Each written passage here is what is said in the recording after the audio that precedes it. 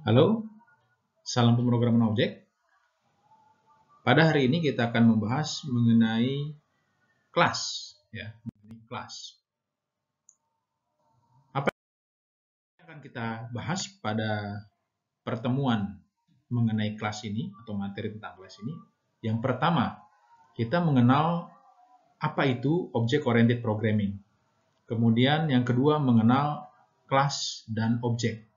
Kemudian yang ketiga membuat kelas dan objek, dan bagian yang keempat adalah class member, mengenai class member. Oke, baik, kita mulai dulu. Yang pertama, kita perlu pahami dulu mengenai apa itu OOP atau Object Oriented Programming. Ya. Yang pertama, terkait dengan OOP atau Object Oriented Programming, jika pada paradigma sebelumnya, jadi Object Oriented Programming ini adalah salah satu paradigma, ya, paradigma yang memperbaiki dari paradigma sebelumnya mengenai procedural programming, paradigma dalam pemrograman. Procedural programming, di mana pada paradigma procedural programming ini berkaitan bagaimana membuat prosedur ataupun metode yang melakukan suatu operasi pada suatu data.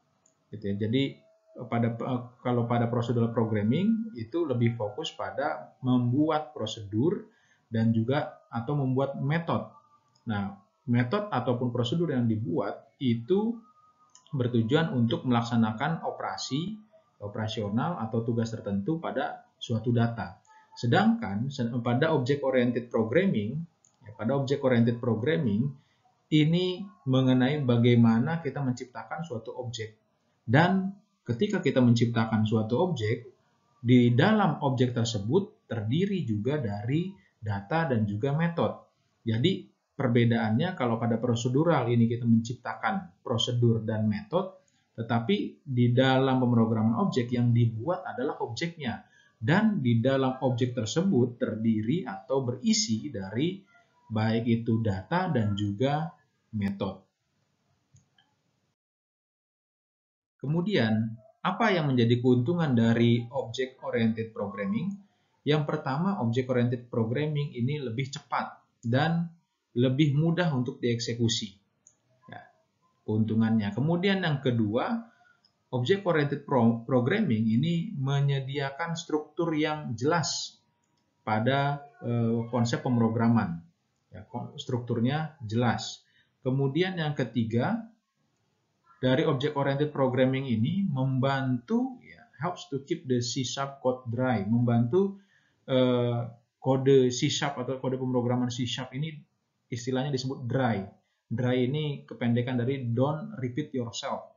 Jadi jangan mengulangi, sebenarnya sih jangan mengulang-ulang source code atau program yang sudah dibuat terus dibuat lagi gitu. Nah, ini yang menjadi hal yang perlu dihilangkan di dalam konsep OOP.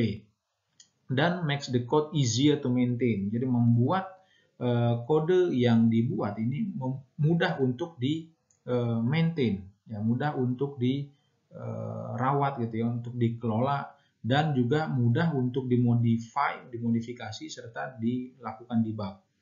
Dan yang keempat, keuntungan dari OOP ini make it possible to create full reusable. Jadi kita sangat dimungkinkan sekali dengan adanya OOP ini untuk membuat aplikasi yang full reusable. Jadi bisa digunakan ulang dengan kode dan shorter development time. Jadi waktu pengerjaannya menjadi lebih singkat. Artinya apa? Dengan adanya OOP ini kita bisa mempersingkat waktu pengerjaan pengembangan program, karena bagian-bagian yang tersulit dari mengembangkan suatu program kita bisa ambil dari program yang sudah pernah kita buat sebelumnya gitu. Kemudian kita jadikan atau kita letakkan di dalam project yang dibuat gitu. Makanya dikatakan di sini full reusable application. Jadi kita bisa menggunakan source code sebelumnya, ya, untuk digunakan pada project berikutnya. Nah, sebenarnya ini juga menjadi satu hal yang menguntungkan, karena atau hal yang digarisbawahi di dalam OOP adalah reusable code gitu ya. Jadi kodenya ini bisa digunakan berulang-ulang tanpa harus kita ciptakan berulang-ulang gitu. Artinya biasanya di dalam satu program, misalkan kita membuat suatu fungsi untuk menghitung luas, misalkan ya, menghitung luas. Kemudian di modul berikutnya kita buat lagi fungsi untuk menghitung luas. Nah, di dalam konsep OOP ini tidak seperti itu. Gitu. Kita cukup hanya membuat satu kali fungsi untuk menghitung luas. Nah, sisanya tinggal kita bisa gunakan dari fungsi yang sudah kita ciptakan tersebut. Gitu. Kemudian yang kedua adalah mengenal kelas dan objek. Nah, bisa dilihat pada ilustrasi di depan ini, di mana kita bisa bedakan, kita pisah, di sebelah kiri adalah kelas, di sebelah kanan adalah objek. Contoh dari kelas di sini adalah fruit atau buah gitu ya. Dan sebelah kanannya ini ada jenis-jenis atau macam-macam dari buah tersebut. Nah, kelas ini bisa dikatakan sebagai kriteria utama atau kategori utamanya, sedangkan objek ini merupakan bagian dari kriteria atau bagian dari kategori. Di sini misalkan buah gitu ya. Maka kalau kelas ini fruit atau buah ini adalah sebagai kelasnya, maka apel, pisang, kemudian mangga, jeruk dan buah-buah lainnya ini menjadi objek dari kelas buah. Ya, jadi objek dari kelas buah. Contoh berikutnya, ilustrasi berikutnya, yaitu mobil dan macam-macam mobil. Contohnya di sini kelasnya adalah kelas mobil. Nah, mobil tersebut kan yang namanya mobil ada banyak merek gitu ya, ada Volvo, Audi, Toyota. Jadi kita bisa katakan kelas atau mobil itu sendiri adalah sebagai kelasnya, sedangkan Volvo, Audi, dan Toyota ini sebagai objek dari kelasnya. Nah, kalau kita bisa asumsikan di sini bahwa kelas ini adalah suatu blueprint, gitu ya, suatu blueprint atau suatu sketsa, gitu ya, dari suatu objek.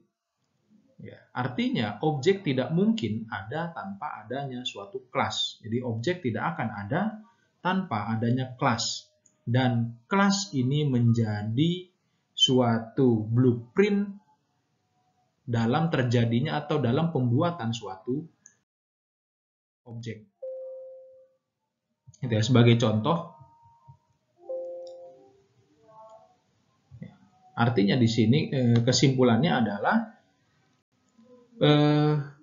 kita bisa katakan bahwa kelas adalah template dari suatu objek. Ya, template dari suatu objek, dan objek merupakan instance atau suatu blueprint yang menjadi awal gitu ya, suatu objek itu tercipta. Jadi objek ini merupakan hasil dari ciptaan yang mengacu pada kelas tertentu. Ya, jadi kalau kita katakan kelasnya adalah suatu template dari suatu objek, tadi saya katakan bahwa tidak mungkin ada objek tanpa adanya suatu kelas. Jadi ada kelasnya dulu, baru ada objek. Jadi ketika kita menciptakan objek, maka objek tersebut pasti mengacu kepada kelas tertentu. Gitu ya, di dalam pemrograman objek ini ya. Jadi suatu objek itu pasti dia memiliki kelas, gitu ya. Dan kelas ini bisa terdiri dari banyak objek. Nah, satu objek ini hanya terdiri atau bisa jadi mengacu pada satu kelas, gitu ya. Nah, when the individual object are created, they inherit all the variable and method from the class. Ketika objek diciptakan, jadi saat objek diciptakan dari suatu kelas, maka objek tersebut akan mewarisi baik itu variabel dan metode atau function yang dimiliki dari suatu kelas.